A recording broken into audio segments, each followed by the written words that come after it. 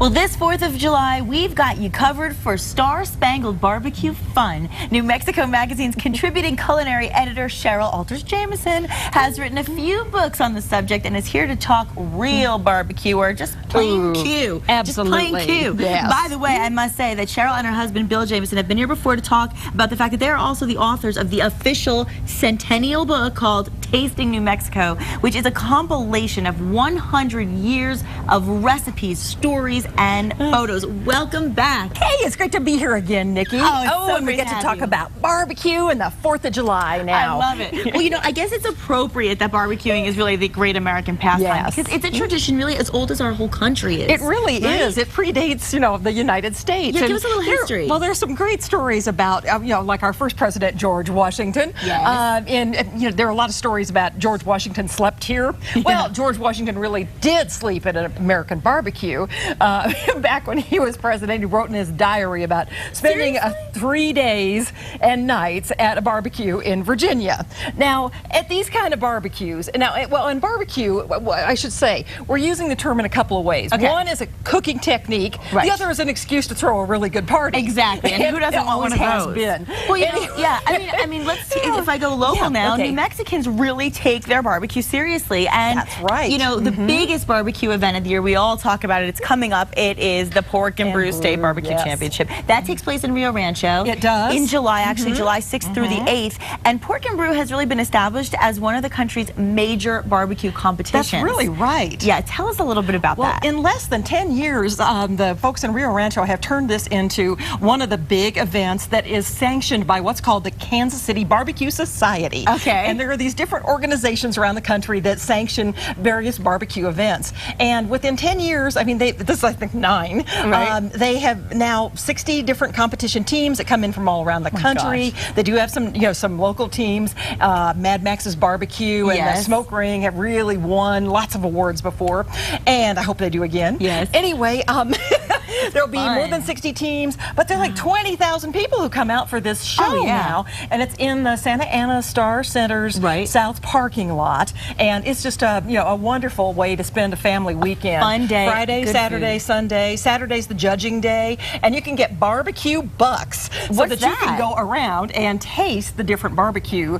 Then you can smell all this wonderful meat, and they have side dishes and desserts. How fun is that? All kinds of categories like that. Well, I'm going to ask you a question because you're an expert. So for those who are competing and want the great secret to how to do great barbecue, what is the secret? Well, a lot of people think it's the sauce, but the sauce is only one element of it. Oh. And it's a good element. We have some here, but if you don't get the meat right, the sauce isn't going to save it. That is true. And instead of using a great big old cooker like they do at the competition barbecues, we're doing a small version inside here. We have a stovetop smoker. Oh my gosh, it looks like a cake pan. This anywhere? You can. It's in cookware stores all around. I didn't know that. And it just does look like a sheet cake pan. Has these little handles here. How perfect And we have been smoking up pork. Look at that smoke. Ooh. Oh my gosh, and we have smells so good. a small version of the pork so that we can cook that quickly. Okay. And when we, I think, come back, we're going to do pulled pork sandwiches. Show us or now. can Get we us keep started. going? Yeah, Oh, let's good. get I us love started it. now Okay. because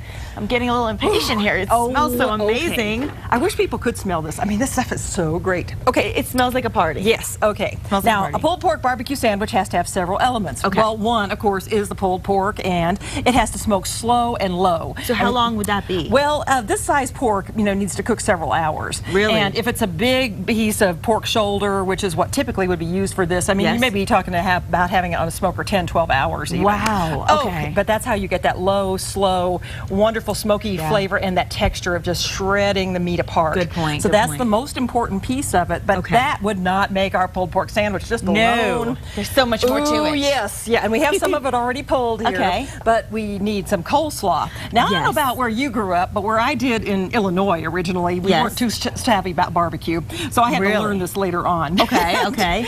Anyway, the coleslaw. You can put coleslaw on the side of a plate, of course, for summer fun. Sure. But typically with a pulled pork sandwich, you put that coleslaw plop right Slap it on on. top of the sandwich. So we're going to do that here soon. Now I know I was telling you before the show that a lot of us like the vinegar based, and some people like the mayonnaise based. And you said you combine the two, right? Yes, and actually this is a recipe inspired by the Ranch House, which is a Santa Fe barbecue restaurant. Josh Baum came up with this recipe, and it's New Mexican. It has green chili along with the mayonnaise, the vinegar, the sugar, and all those other good things that we like. So I love it. It's going to add a little bit of wonderful flavor that way. Okay. Oh, and then of course we do have to have some sauce. Oh yeah. And so I mean, obviously you said it's not the only thing, but it is a very important part of the puzzle. Yes, yeah. And this particular sauce that we've been mixing up here is a combination of ketchup with sugar and some New Mexico red chili. Oh, I love it. Oh, so it's going to have a little kick to it. Yes, yeah, and it's a little bit thinner than some of the, the commercial sauces that you see. Yes. And this really has its inspiration like in North Carolina. Oh, it smells and amazing. I brought along a couple other sauces we can play with after we get off the air. Can I ask you a question real quick, Cheryl? When you were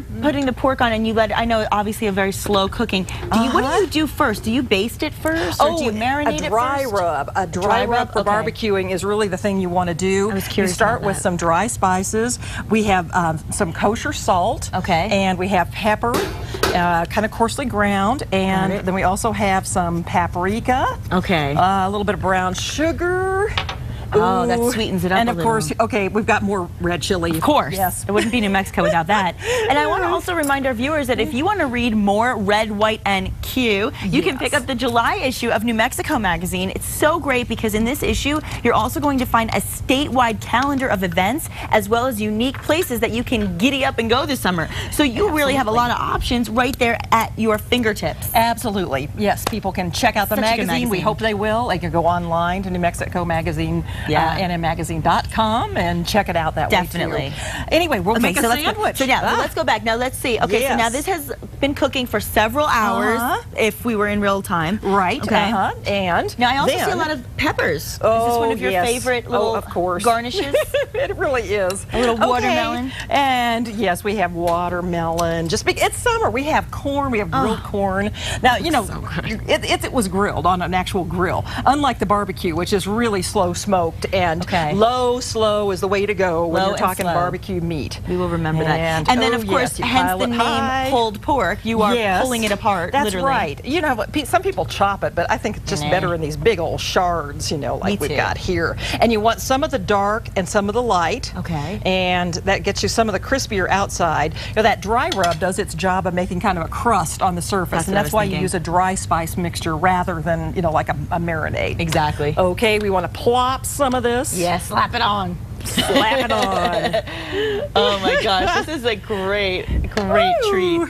Gosh. Okay. Hey, you're getting some have veggies. A little more sauce. That's right. You're getting some meat. Yes, all your food groups are there. And when we come back, we are eating. And for a copy of this recipe, you can visit us at casa.com. We'll be right back. Yum. And we want to thank Cheryl so much for making this delicious pulled pork sandwich for us in celebration of the upcoming barbecue season. That's right. And real quick before we go, people are asking about this. Asking about the stovetop smoker. You can find these in a lot of cookware stores around, Albuquerque and Santa Fe. And Las Cruces probably too. I do know that you can get them specifically at the Santa Fe School of Cooking in Santa Fe and at SantaFeSchoolOfCooking.com if you want to go online for that. Perfect. It just uses this little wood. It's just a little sawdust. Oh, that's easy enough. Smoke in it. All right, well, we've waited long enough, Kristen. Are we ready for it? We're going for it. All right, thank you so much. I'm going to take the first bite. Sauce. It's the tomato and have a great Monday, everybody. We'll see you tomorrow. Ditto.